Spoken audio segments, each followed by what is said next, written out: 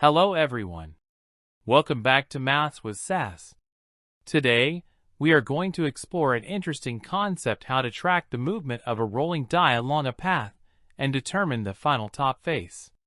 This is a common puzzle-solving trick that can be useful in logical reasoning and competitive exams. By the end of this video, you'll be able to predict the final top number without physically rolling the die. Let's get started. Before we start rolling, let's recall the opposite faces of a standard six-sided die. The opposite faces always add up to 7. 6 is opposite to 1. 5 is opposite to 2. 4 is opposite to 3. Understanding these pairs is crucial for tracking the die's movement. When rolling a die, we often refer to the relative positions of the faces. Let's have a look. Top face or up face, the face currently visible on top. Bottom face or down face, the face opposite to the top, touching the surface. Front face, the face visible in front. Back face, the face on the opposite side of the front. Left face, the face on the left side. Right face, the face on the right side. Here, we have a die placed on a grid. The initial top face is 4. The die will roll along the marked red path. Our goal is to determine which number will be on top after the final move. To simplify tracking, let's follow one specific number throughout the movement. Let's choose 1, which starts on the front face. The die rolls forward along the given path. The top face changes to 5, which was previously on the left face. The right changes to 4, which was previously on the top. The front face stays as 1, no change in this movement. So the number 1 is still in the front. Now, let's take the second move. Now, 1 has moved to the top.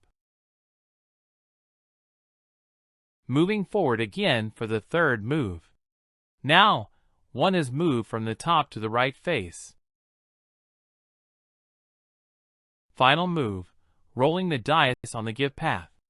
The top face is now 5, which was previously on the back. The right face remains 1.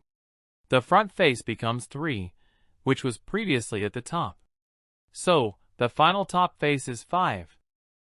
This way of tracking is confusing, especially with multiple moves. So let's take a different approach. Instead of tracking all numbers forward, we track the final top number backwards since we need to find the last move top number. Let's say the final top number is x.